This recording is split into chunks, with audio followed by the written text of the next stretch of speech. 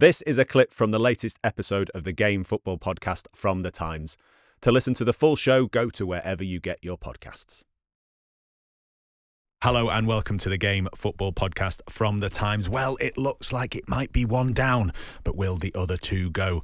Trent Alexander-Arnold appears to be edging a little bit closer to a move to Real Madrid. On today's show, we'll discuss that potential transfer and what it might mean for Liverpool's hopes of keeping hold of Mo Salah and Virgil van Dijk, their other out-of-contract stars. We'll also wrap up the international break after England followed up their moderately not bad win against Albania with a reasonably okay so-so victory against Latvia, and we'll look ahead to the FA Cup this weekend too.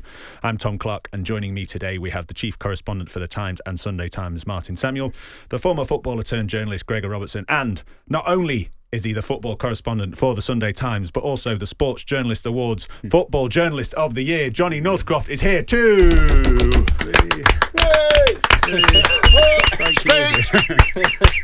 Thank you. I thought I'd give you a bit of hype lovely. because you were being such a pro. You missed the actual awards. You were at England Latvia. I was in the mix. So this, rather than Johnny, there's nowhere I'd rather be watching a turgid match at Wembley. Rather than have a full room of your peers congratulating you, you've just got us three and producer Neil instead. That will do. Your love is enough for me.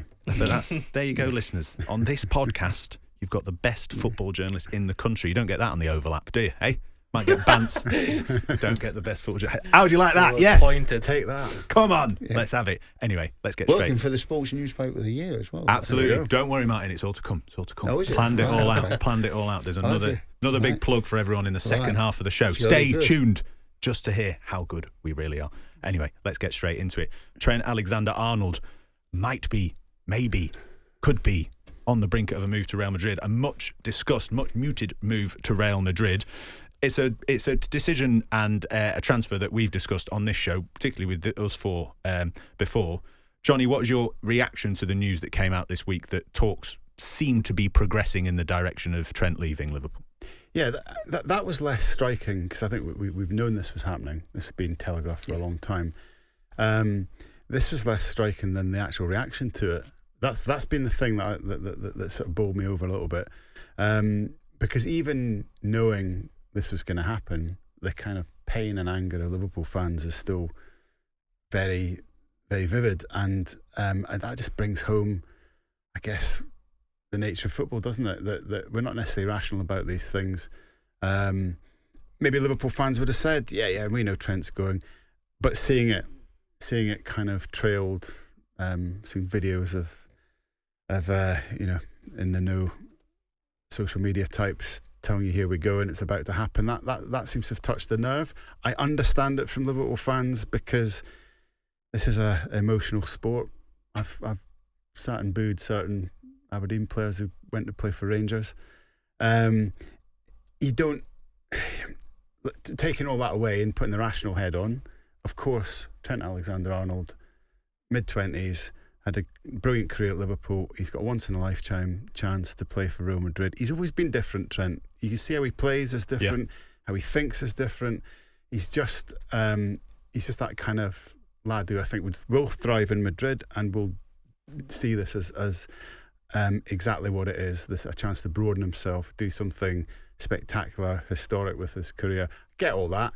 I'm sure on some level some fans get all that, but ultimately fans want players to love the clubs as much as they do, and the bottom line is they don't. They're professionals. They're not there for fun. They're there to be paid. And you might grow up around the corner from the training ground like Trent did. You might support Liverpool like Trent does. But you're a professional, and this is a great opportunity for him. Yeah, Martin, Johnny mentioned there, at this stage in his career as well, and it is fascinating to think of both sides of that argument of being the Liverpool fan of a homegrown lad. He's 26, he's won the Premier League, he's won the FA Cup, he's won the League Cup, he's won the Champions League, he's played nearly 350 times for his club. There's another argument, and this is easy for me to say because I'm not a Liverpool fan, that you've done everything you can for the club. Go and, it's wonderful to go and see him play in another league. If you're not going to a rival, not going to a local English rival, could we not be delighted for him? And I'm not saying that for Liverpool fans, I'm talking generally. Yeah, I'm delighted. There you go, look at that. See, this chair does move. That was a squeaky chair, listeners. That was just for Neil. That was just for Neil, our producer. Predicted who doubted that this chair moved. As soon as Martin would speak. It squeaks as well, doesn't it? It squeaks a lot. You know, you can really get it going. Delivered on his promise to wind up producer Neil, who's taking it very well. Yeah, unlike Liverpool fans, who laughed when it happened, who aren't laughing about Trent Alexander-Arnold's Yeah, sorry, where departure. were we? Yeah, right. Trent, Real Madrid, Liverpool. Yes. Look, I think, there's some ex-Liverpool players who seem quite disappointed in Trent. What you've got to remember is very, very few people, very few players, as good as they are, ever get the chance to play for Real Madrid. A lot of the guys that are sort of almost quite critical of Trent for taking this opportunity, for letting his contract wind down and stuff, were great players, really great players. They never got the opportunity to play for Real Madrid. You've got to be exceptional to get that opportunity. You really have. And he is an exceptional footballer. And so he has got an exceptional offer. In the way that you can look at all of the many great footballers that came through Manchester United when Ferguson was there. Cristiano Ronaldo gets the opportunity to play for Real Madrid. David Beckham got the opportunity to play for Real Madrid. There might have been a couple of other offers. There weren't too many. Yeah.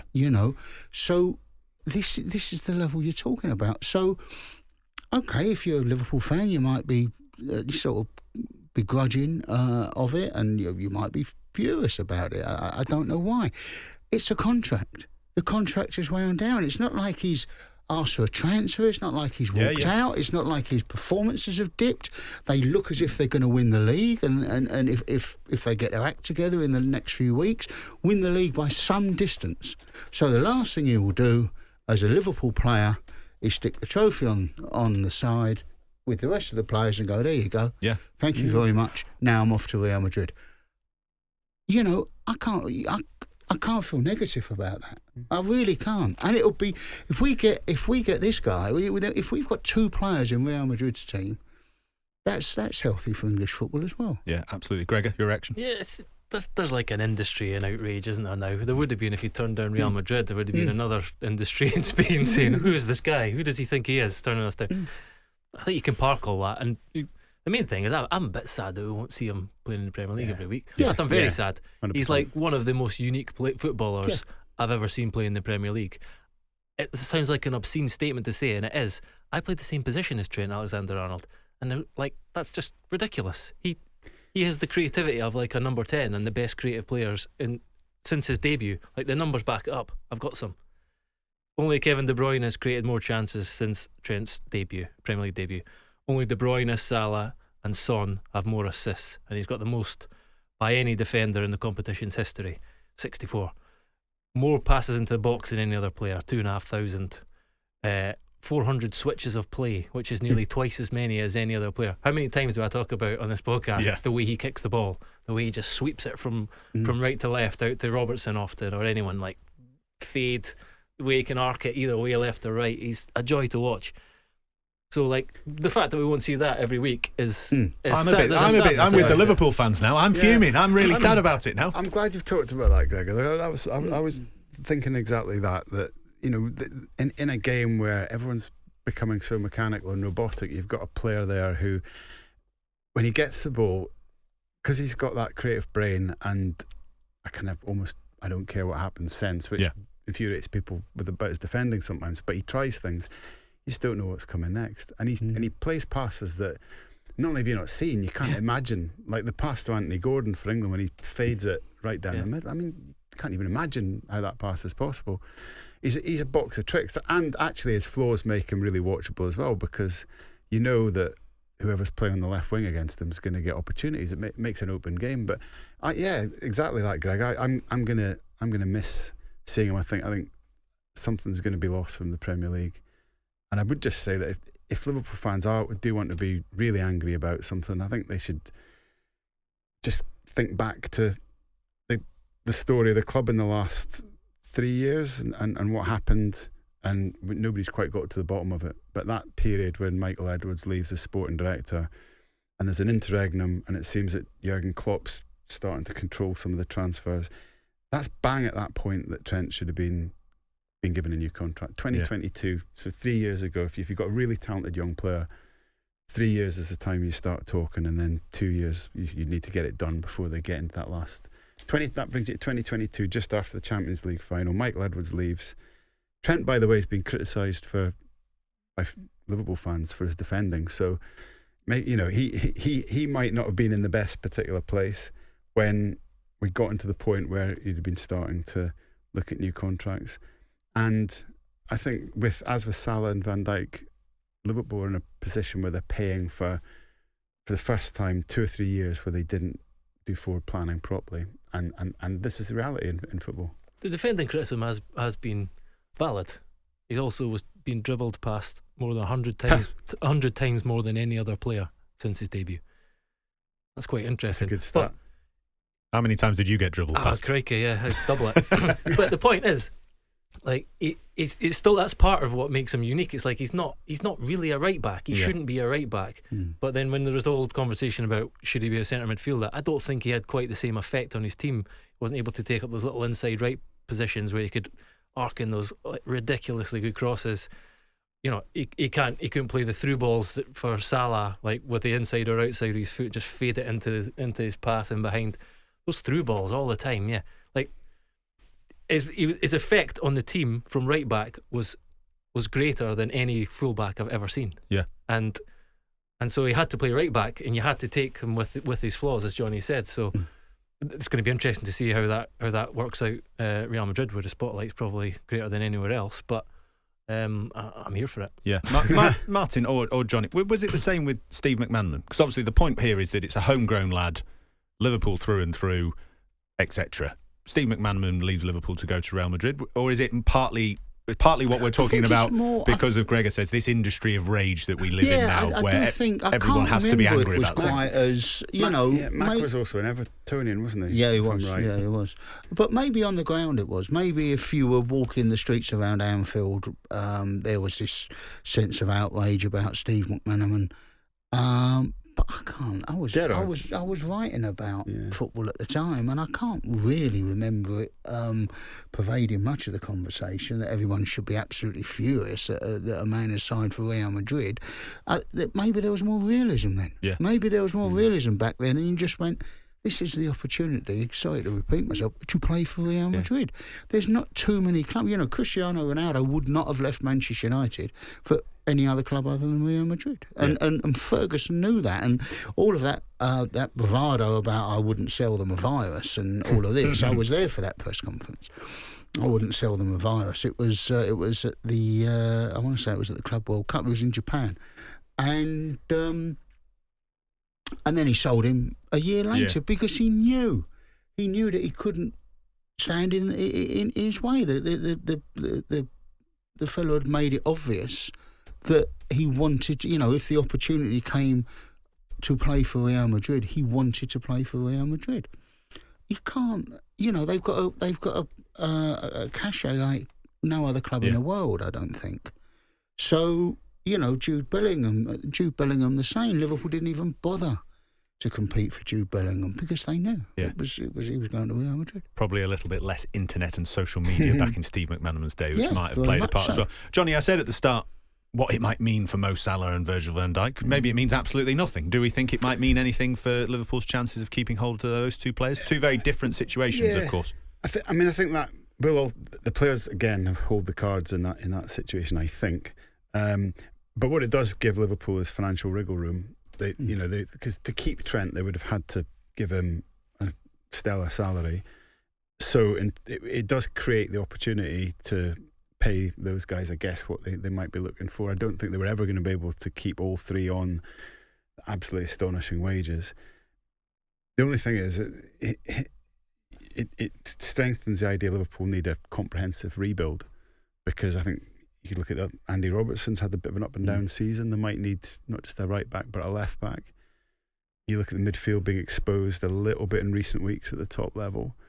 So they've got to, and then the forward line not scoring apart from Salah. So they've got to also factor keeping Salah and Van Dijk now into that bigger picture of what rebuilding needs to be done, and it's a financial decision. They didn't spend last summer, so they've got money in the bank, but it's going to be expensive for them over the next summer. It is unusual though that a team are romping to the title and we're having this conversation about like a rebuild, the rebuild ahead, and star players leaving.